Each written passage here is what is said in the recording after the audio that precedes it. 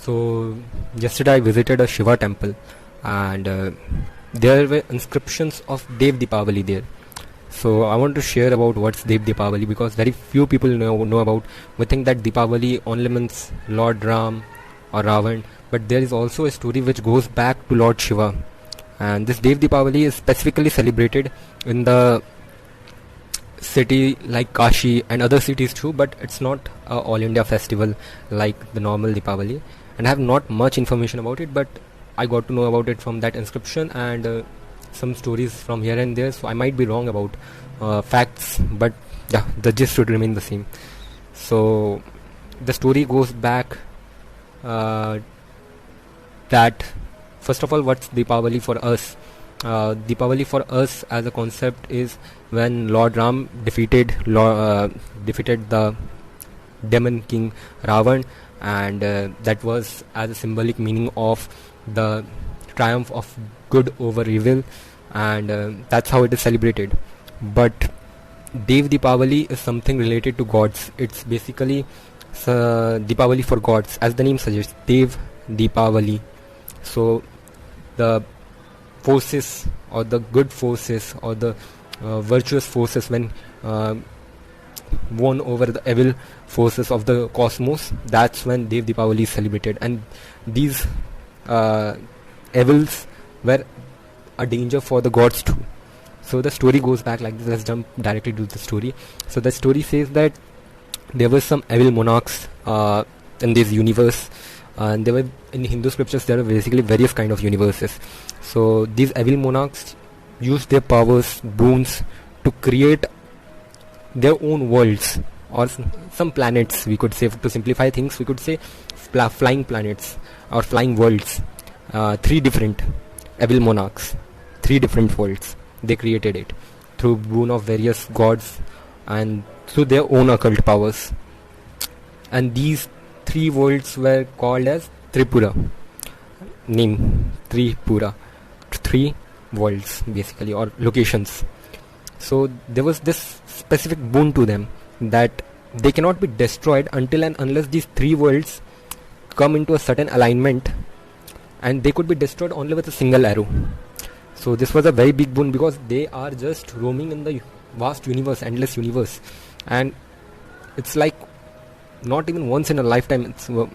It's like it's near to impossible that they come into an alignment, and in that certain time someone fires an arrow or missile to these worlds, and these worlds get destroyed, because it needs phenomenal capability first of all, and at the same time it also needs that perfect movement, so that these worlds come into an alignment. So this Tripura never came into alignment, but they knew, the gods knew for sure, there will be one movement, we're going to get one chance that they come into an alignment. So why did they wanted to destroy these cities? Because these cities as flying vehicles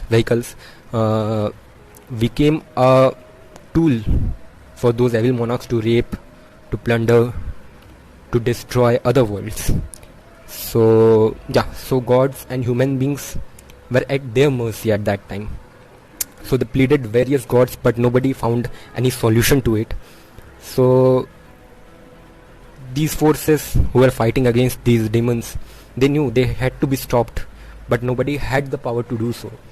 So at the end they went to Brahma, the creator himself, and after that they went to Vishnu for solution. But Vishnu said this is not possible, and Brahma explained Vishnu the situation, that only if the cities are struck down by a single strike, and only then these evil ones can be vanquished. So otherwise it's basically impossible to kill them.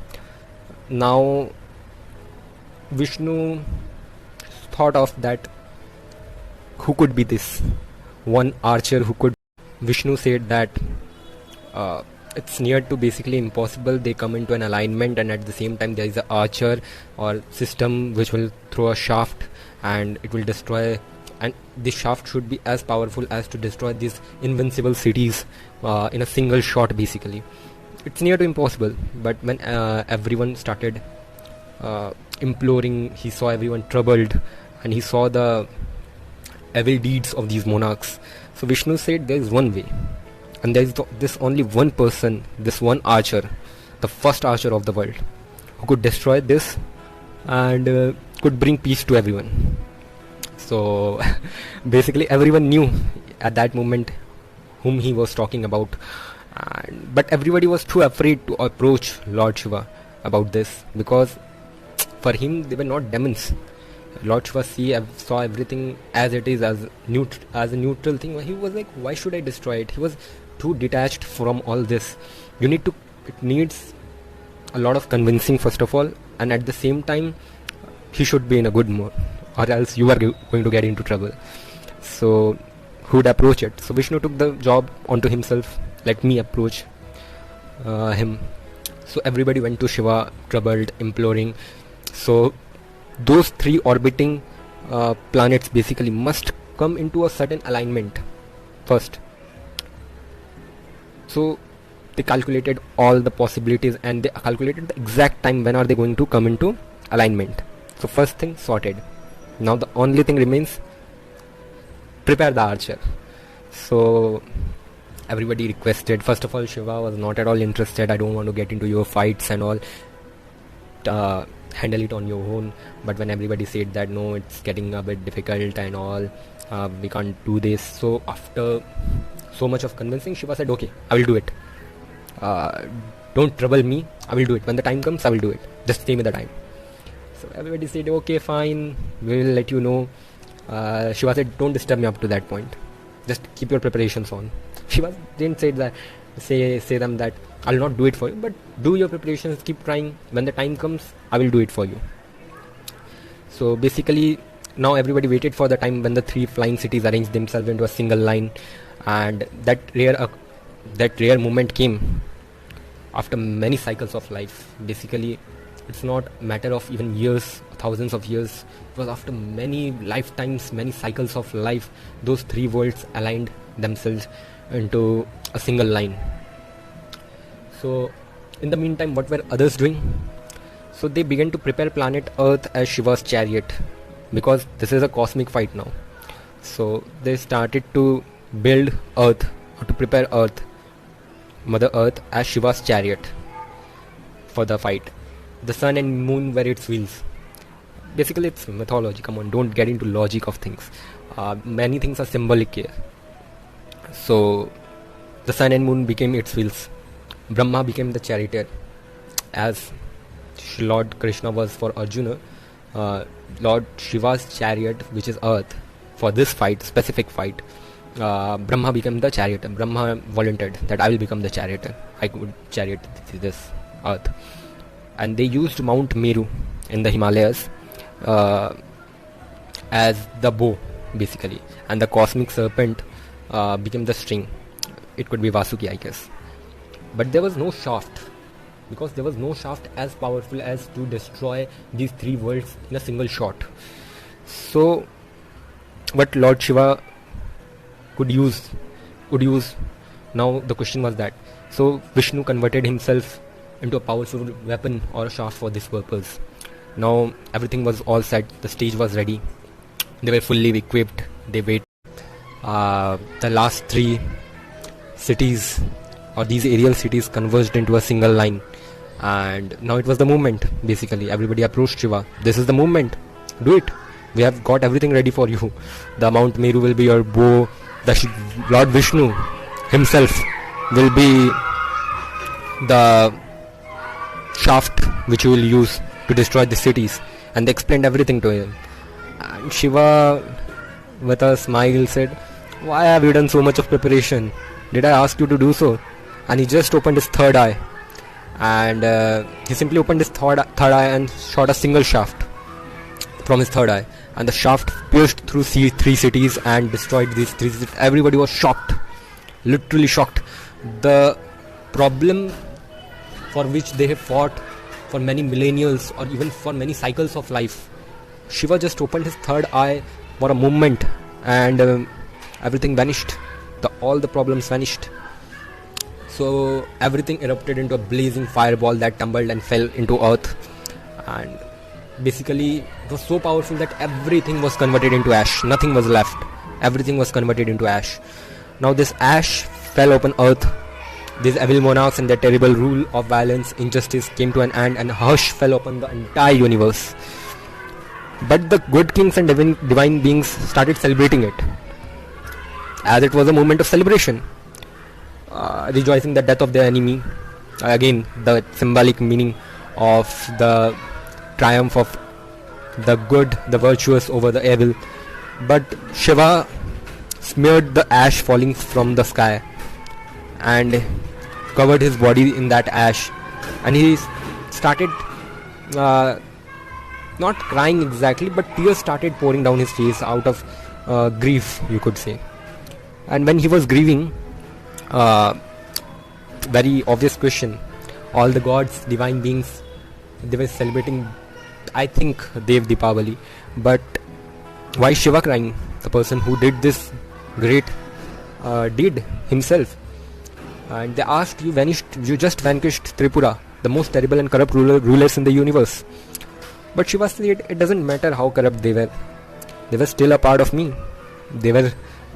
Everything is Shiva, so they were still a part of me.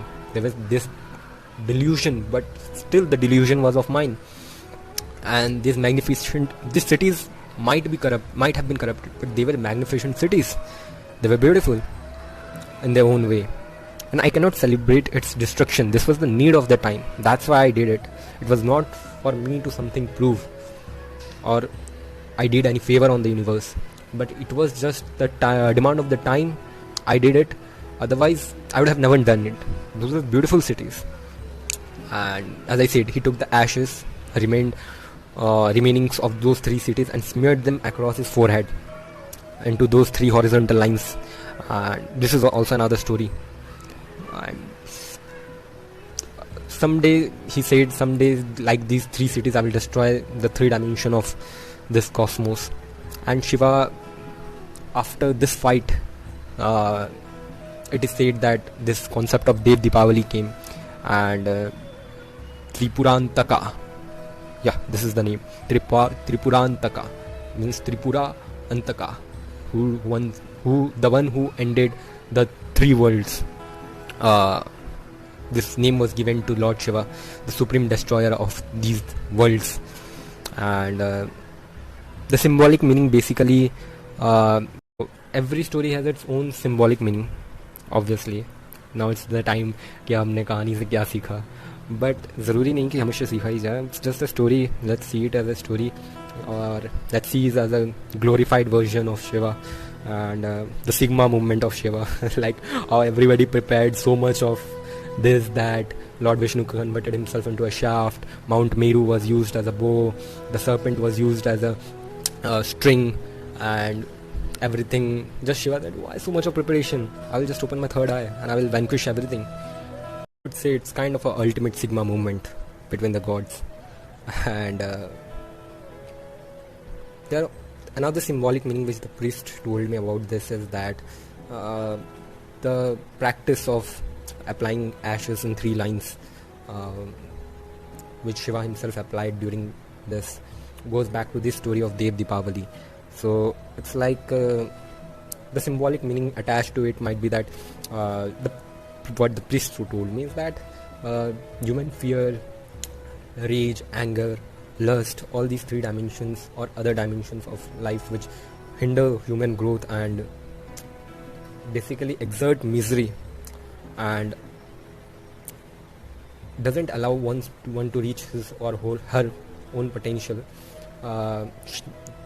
They might have suffered it for their whole lifetime, but there will be this one moment and Shiva will give you a chance to destroy them and to go forward in your life. This is a very rosy meaning out of the story. There might be other meanings too which we can't perceive, but this is the story of Dev Deepawali and the story of Shiva Tripurantaka, the one who destroys the three worlds, or the supreme destroyer. Well, it's basically a way of saying that everything articulate, inarticulate, as my teacher also said. I had this, what do we say, fortune. I was fortunate enough to find and it's always a physics teacher. who will be who will be of a different quality at all. So he used to say that everything articulate, inarticulate, fragmented, non-fragmented, real, non-real, everything could be denoted by Shiva. Everything.